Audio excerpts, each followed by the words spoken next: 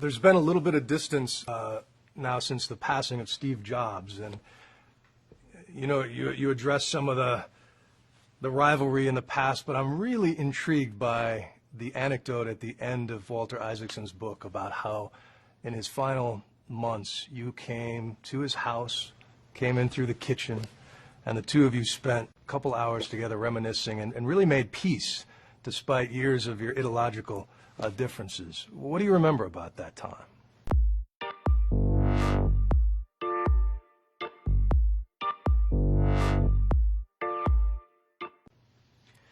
Well, Steve and I, about 4 years ago, had a joint interview at the D conference where we talked about how exciting it had been. And in our career, the Macintosh work, the early work, I'd bet Microsoft's future on, and Steve had kind of bet his career on it. And that was our most intense working together. Before that, I'd done the BASIC for the Apple II, but that was more with Wozniak than with Steve.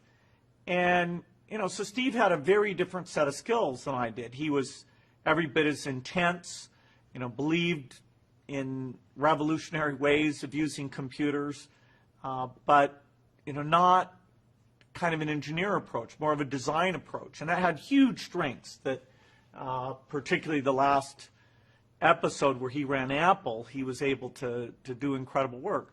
So he and I always enjoyed talking. He would throw some things out, some stimulating things. We'd talk about the other companies that have come along. We'd talk about our families and how lucky we've both been in terms of the women we married. It was great, great relaxed conversation. How did his passing affect you? Well, it's very strange to have somebody who's so vibrant and made such a huge difference and been a, kind of a constant presence, to have him die. And,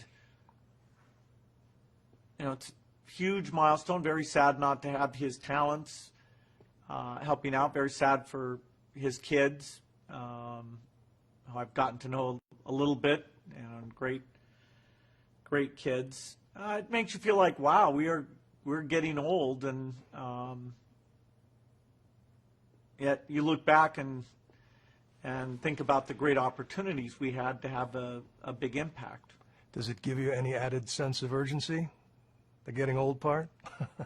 Well, I hope I still have quite a bit of time for the focus I have now, which is the philanthropic work. Yeah. And there's drugs we're investing in now that won't be out for 15 years, and so you got to stay healthy to see that happen. Hoping, malaria eradication. I need a couple decades here to fulfill that opportunity.